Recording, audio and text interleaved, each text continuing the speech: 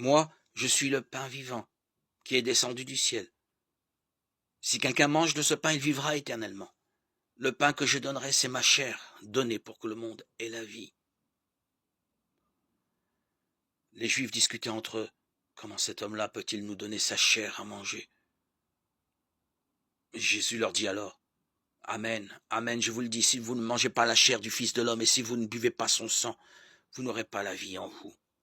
Celui qui mange ma chair et boit mon sang a la vie éternelle. Et moi, je le ressusciterai au dernier jour. En effet, ma chair est la vraie nourriture et mon sang est la vraie boisson. Celui qui mange ma chair et boit mon sang demeure en moi et moi je demeure en lui. De même que le Père qui est vivant m'a envoyé et que moi je vis par le Père, de même aussi celui qui me mangera vivra par moi. Tel est le pain qui descend du ciel.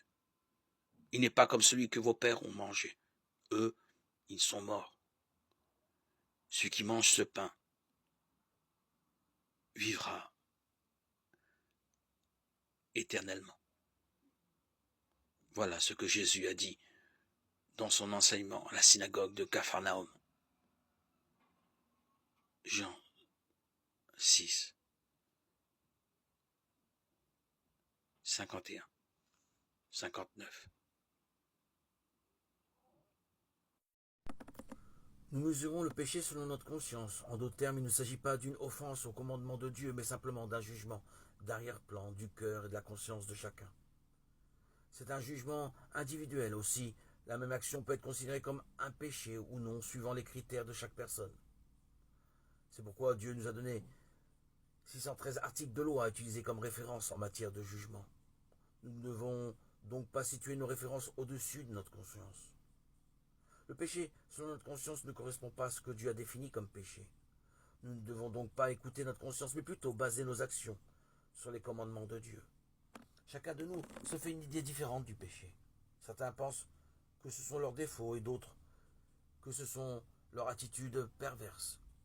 Par exemple, en Corée, les gens couvrent d'herbe les tombes de leurs parents et pensent que c'est de leur devoir de le faire, de prendre soin des tombes jusqu'à leur mort. Mais dans le cas d'une tribu primitive de la Nouvelle-Guinée, ils honorent leurs parents morts en se partageant les corps entre membres de la famille et les mangent. Il semblerait qu'ils empêchent ainsi que le corps soit dévoré par les insectes. Ces coutumes montrent à quel point les conceptions qu'ont les hommes du péché peuvent varier considérablement. Ainsi, le péché et le bien peuvent être la même chose, mais la Bible nous dit que le péché est de désobéir à ses commandements. Vous mettez de côté le commandement de Dieu pour vous attacher à la tradition des hommes, et leur disiez, vous annulez bel et bien le commandement de Dieu pour observer votre tradition. Marc 7, 8, 9. Dieu ne fait pas attention à notre apparence. Il regarde le fond de nos cœurs. Notre monde est rempli de cœurs, d'esprits et de relations brisées. La douleur d'une rupture implique un sentiment poignant de perte semblable à un deuil.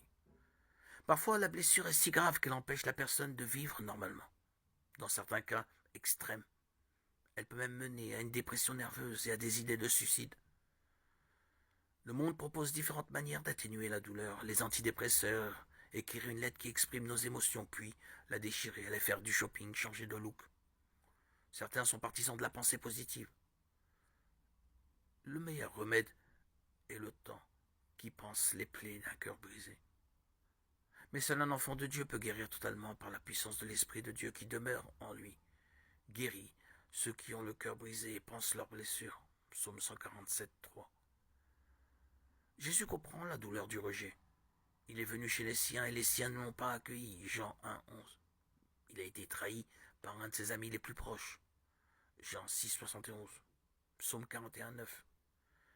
Face à la douleur d'une rupture, nous devons nous décharger sur le Seigneur. 1 Pierre 5, 7. Qui pleure avec ceux qui pleurent. Jean 11, 35, Romains 12, 15. Et est tout à fait capable de compatir à nos faiblesses. Hébreux 4, 15.